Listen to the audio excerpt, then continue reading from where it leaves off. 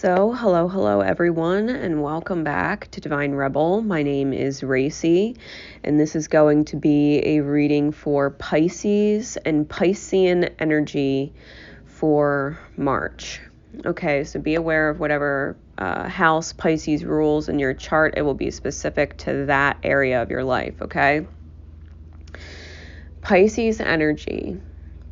Your main card of focus is the Chariot, and above you, or what is on your conscious mind, is the Devil energy clarified by the Four of Cups, and what's going on below the surface, or what is yet to manifest, is the Innocence of Wands clarified by the Spirit or King of Pentacles. All right, so this month for you, Piscean energy is very much about forward movement and divine intervention, which, you may be looking at something from one direction, but not necessarily realizing there is a completely different point of view that you could be taking. I think that whatever is going on in your life right now as a distraction is almost like I'm getting like a divine distraction, because it's keeping your focus off of something else that you shouldn't be focusing on. With that said, the Devil energy and the Four of Cups on top, where whatever house is ruled by Capricorn for you, you may be feeling as if you've missed an opportunity there. All right. So, if Capricorn rules your house of partnerships, you could be feeling a missed opportunity there. If it rules your house of career and reputation, you could be feeling like you're missing something there. Depends on where it is in your chart, but I'm definitely getting this vibration of feeling as though something's missing, and maybe it's because you're not taking as much of a director kind of approach. Maybe because you can't. I think maybe a part of you would want to be more in charge of what the say is, if that makes sense. But you're feeling as if you can't, and feeling maybe like you're restricted in your ability to do whatever it is that you wish you could do, and feeling like it's a missed opportunity. But there's a reason for that. There is a definite reinvention of the self with the Innocence of Wands underneath in the background, clarified by this King of Pentacles energy. It's an ancient part of yourself that, buffalo medicine, there's a very ancient part of yourself that you're going to be tuning into. Maybe you can't necessarily see that.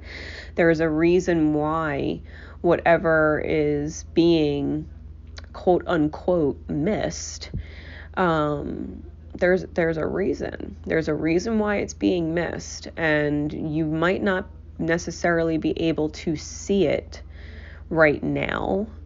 But there's no doubt in my mind that you will, especially with this Innocence of Wands going on in the background that you can't necessarily see with Spirit. This Innocence of Wands truly is like the Phoenix rising energy coming out with the King of Pentacles. This is an ultimate manifestation. This is something that lean towards stability, something very solid. So with the guidance cards that came out for you for this month, we've got the Yogini of 285 hertz. Now, 285 hertz sometimes resonates with the sacral chakra.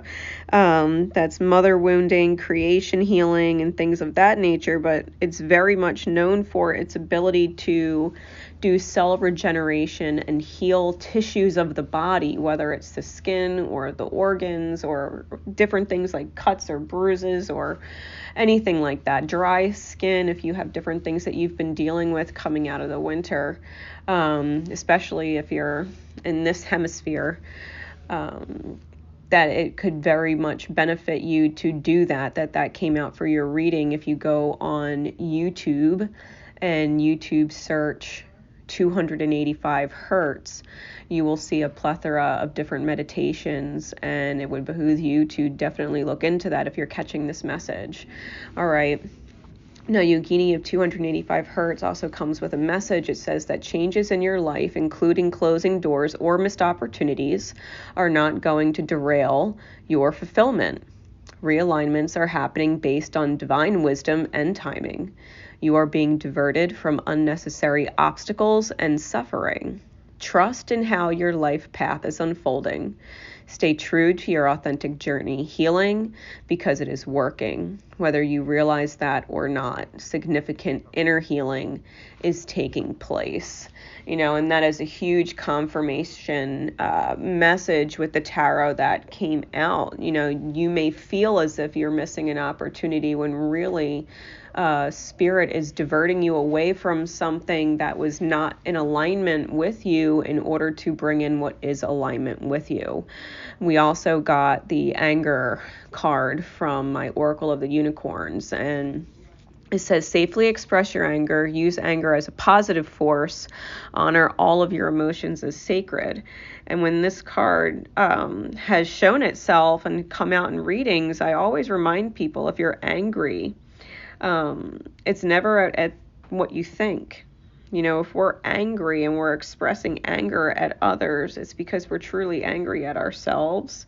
And most of the time, if we're angry at ourselves, it's because we feel like we're not doing enough, we're doing too much, we're, not doing what we could be doing with our lives, or we're still dealing with a person or situation that we wish we weren't.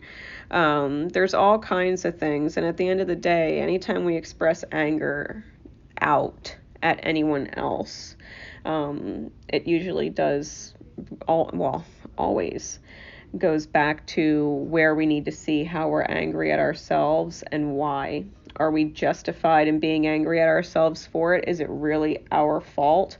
Is it beyond our control? Are we angry at things that it's no one's fault, truly? Like, if everybody's just doing the best they can with the awareness and the perspective that they have, is it really our fault that things are not working out the way they're supposed to? Or is it really divine? Are we really just in a state of resistance? Are we really just not accepting that everything has its divine time and its divine order? And if it doesn't feel good, then it's within our control to change it. And if we don't change it, that's on us. We really got to think about where the anger comes from, who it's being directed at, and why. If we're directing anger at somebody who is really unaware of why you're so angry, or why it angers you so much to deal with them, it's like, well, do they remind you of someone that you have unresolved issues with?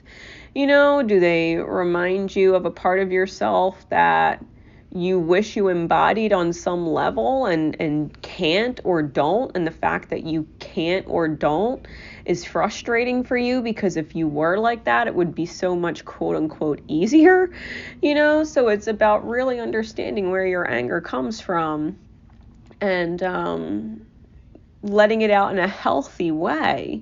You can talk about the things that make you angry without exploding. And I think that people forget that often. They usually just bottle it until they do explode. But that isn't necessarily the healthiest way to let it out. So, if you do feel like you're missing opportunities and you do feel like, you should be taking more of a directive stance and you're not, and other people are guiding you instead of you guiding others in the situation, really figure out what it is you're mad at, right? Because it's never for the reason that you think. It just isn't. So this is helping you reinvent yourself and create a more stable version of you, okay? The Remember card, we got integrity, which it's my favorite word. Integrity is my favorite word. And it says, remember, you demonstrate the truth and honesty of your soul and manifest love with your every action. Honor your truth as it resonates for you in your soul. If something is not right, it is not right. If something does not feel right, it is not right for you. And that is divine. Okay, you don't need anybody to convince you or explain to you or give you excuses as to why. If you feel as though you've been taking a back seat to someone else's directive and it's going against your integrity, then maybe you just simply have to honor yourself. Honor yourself. And if somebody else gets angry, it's not your fault that they are angry. It's not. At the end of the day, they're angry at themselves, because if it's not sitting right with you in your soul, it probably isn't sitting right with them in theirs, and they're continuing forward in it. And the fact that they were and you stopped allowing it, who are they really angry at? You or themselves? Because you were able to hold true to your integrity and your honest to God alignment with your soul and what was right, and they weren't. Think about it. Because it goes both ways. If someone's angry at you, they're never really angry for the reason they think, are they? It's not really that they're angry at you. They're angry at their own self for going against their own soul. So, you stay true to your integrity. You manifest love with your actions. Don't be angry at yourself for allowing another to dictate your path and your choices. Know that you are always in control, no matter what, and that you can demonstrate your truth as is under your control, because you can't control anybody else, but you can control you. You can't control how other people react, but you can control you. And that's ultimately everything. So I hope this helps you for the month of March.